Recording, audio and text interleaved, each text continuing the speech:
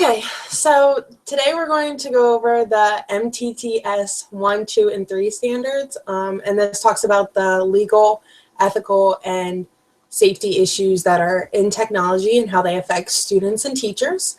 We're also going to talk about some tips that students and teachers can use in the classroom to help with these issues. So I'm going to start first,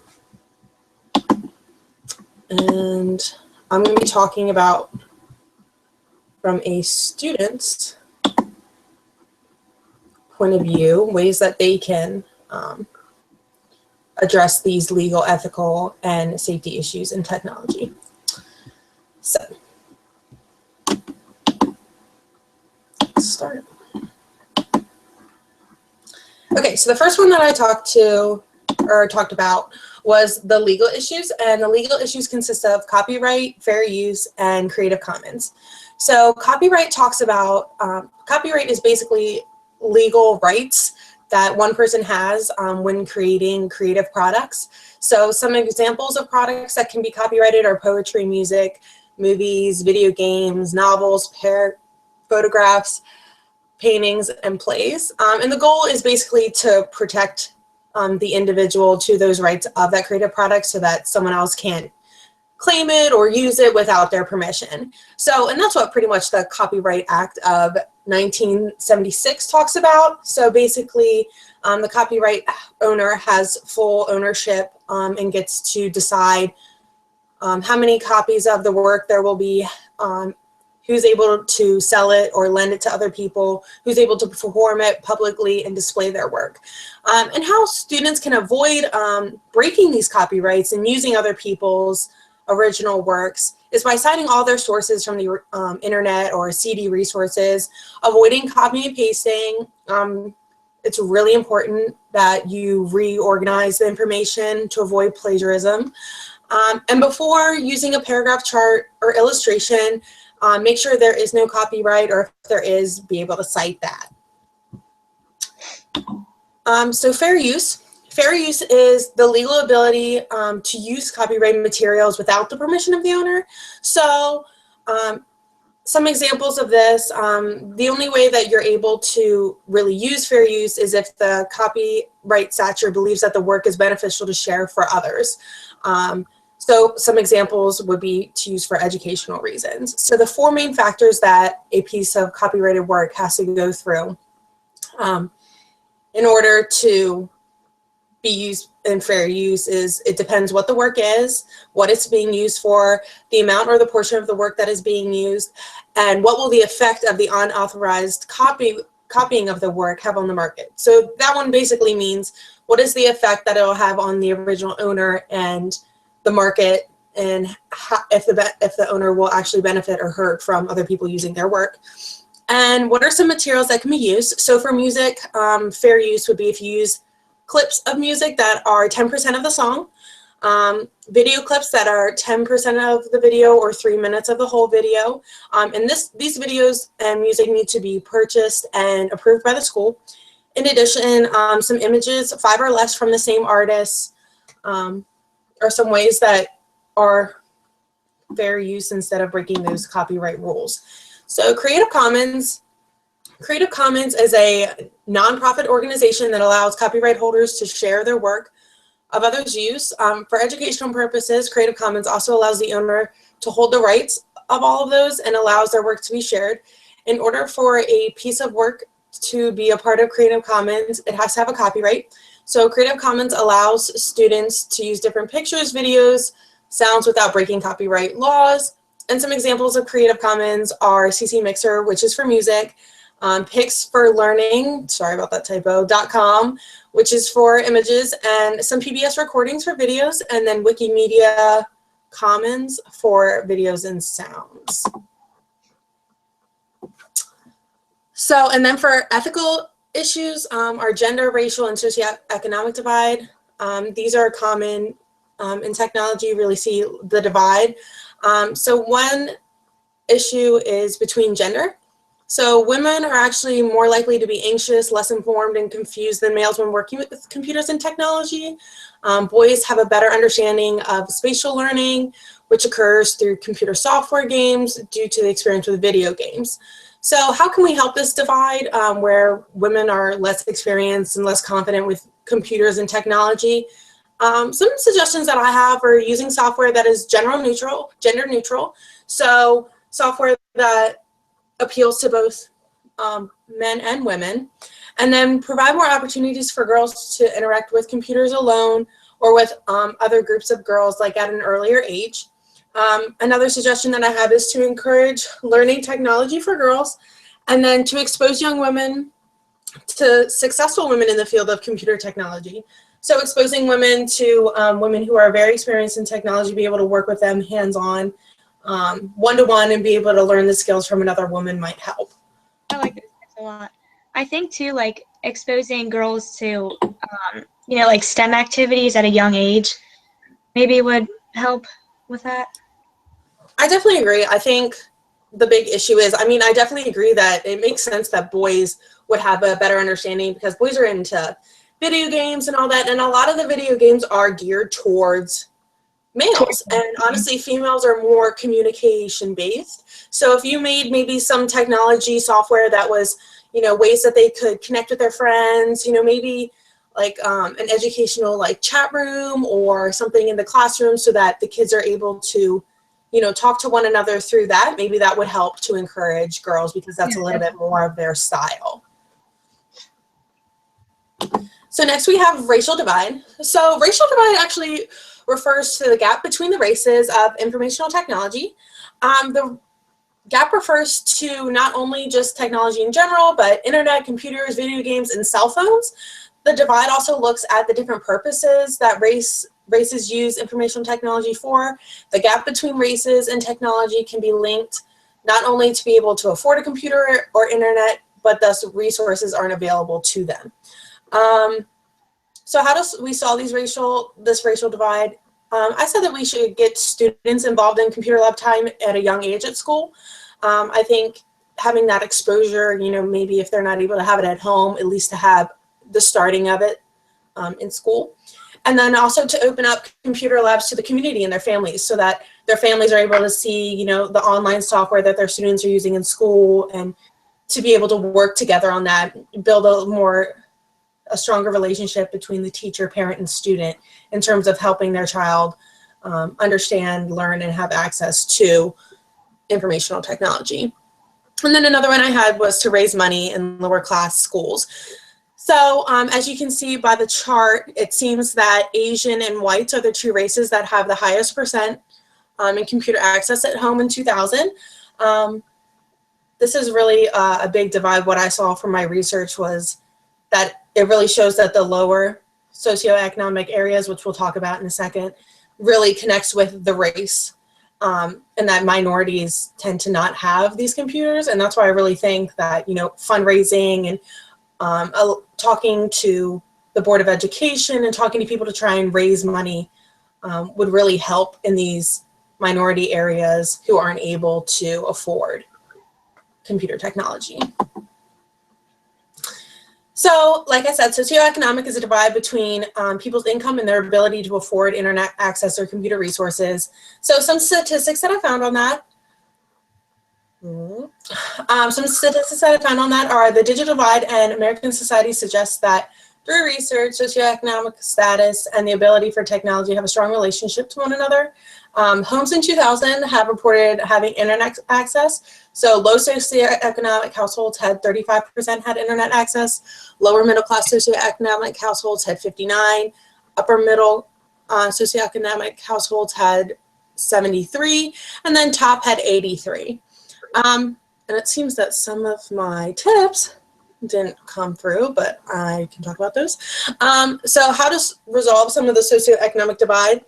One of the ways that you can, you know, try and raise more money for these schools of low socioeconomic divide to get more resources, because honestly, computer resources really does aid in not only learning, but having extra resources in the classroom and expanding student learning. So some ways are to write letters to the Board of Education discussing the importance of technology in the classroom and budgeting. Another suggestion I had was to talk to a congressman or some higher ups to talk about different, budgeting ways and talking to them about the information of technology and how it does support. And then I talked about talking to communities and getting the community aware of the importance of technology in the classroom and trying to rally the community to try and, raise that money on their own, or to get people involved and aware of, the disadvantage that their schools are in not having this technology. So then safety issues. So I talked about cyberbullying and AUP. So cyberbullying is taken very seriously in schools. Cyberbullying occurs through online resources, computer, cell phone, and other devices. Cyberbullying can cause long-term effects that cause hopelessness, sadness, nervousness, and it can even cause student death and suicide. So cyberbullying can occur through YouTube, Facebook, MySpace, all those social networking. It can also happen through text messages, emails, and some ways that cyberbullying occurs is through hurtful rumors, hurtful messages sent to individuals. So what are some facts about cyberbullying? Why is it so important? So Cyberbullying Research Center, 50% of adolescents have been cyberbullied at some point, and 20% of the adolescents have reported to be bullied regularly.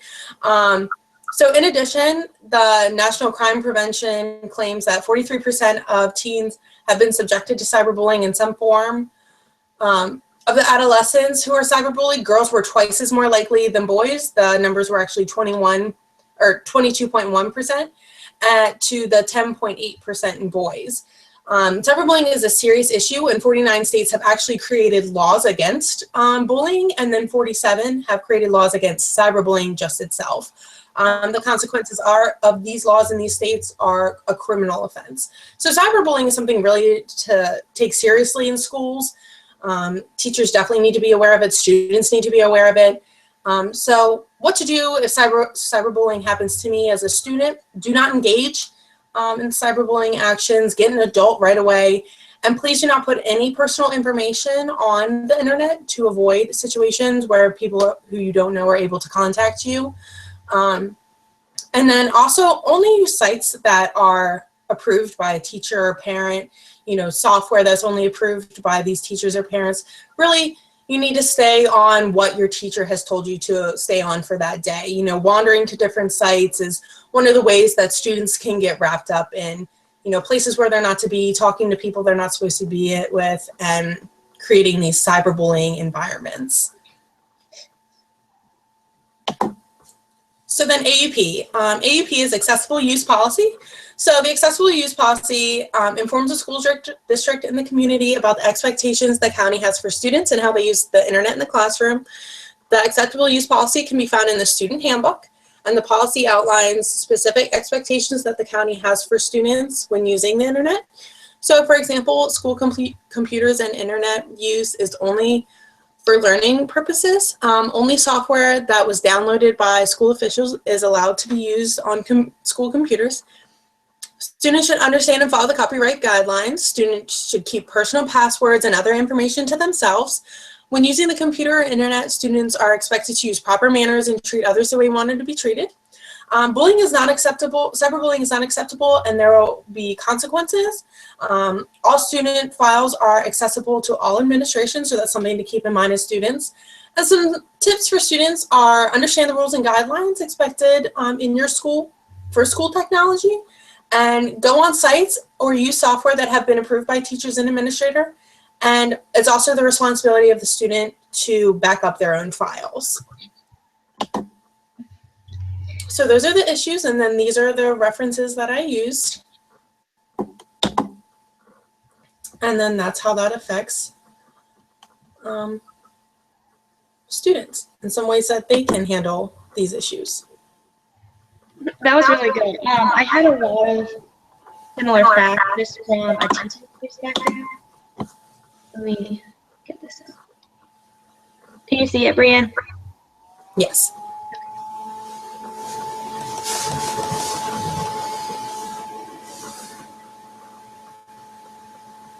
Okay. So I had legal, ethical, and safety issues for teachers.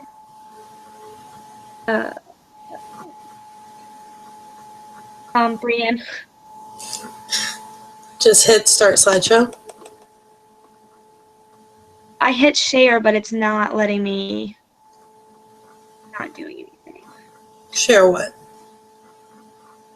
I see your screen. And then I hit start slideshow, but it's not, like I click on that. Okay, just hit download. Okay.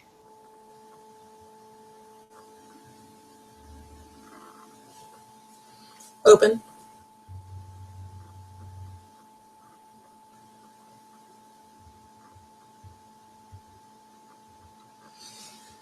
Sorry. It's okay.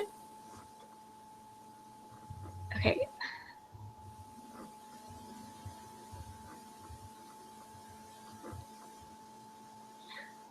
I'm so sorry.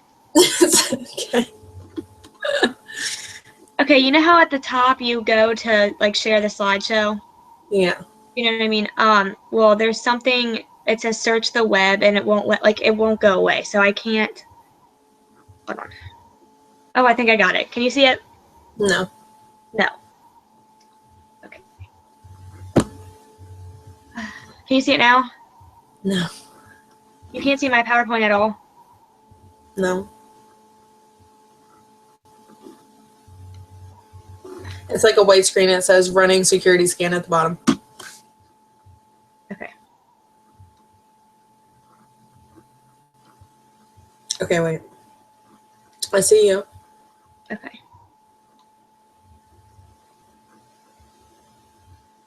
Can you see the screen now?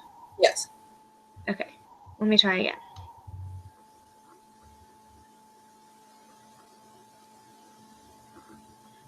It's not letting, oh, okay, there we go. Can you see it?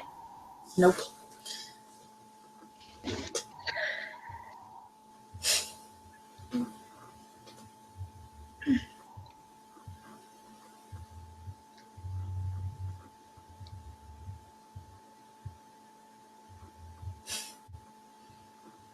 What do you see now? The same screen that I saw before. It's like your email, and then I can see like it says edit and reply at the top, download, start slideshow, print to PDF, comments. Do you see the slideshow title thing? Yeah, it And says MTTS standards 123. can you see it? Can I just share it this way? Sure. Okay. All right. I'm sorry about that. That's okay. Okay. So, like I said, I had the standards for teachers. Okay. So, some legal issues with copyright.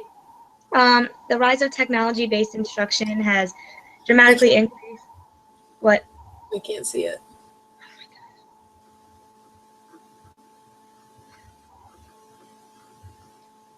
Why don't you hit edit and reply?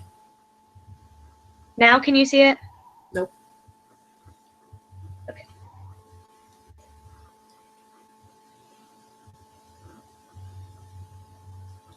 Where's edit and reply?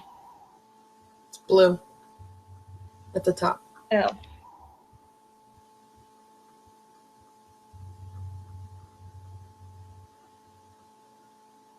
It's not doing anything. Do you want to start over? The entire Hangout? Yeah. Can you see my screen now? No.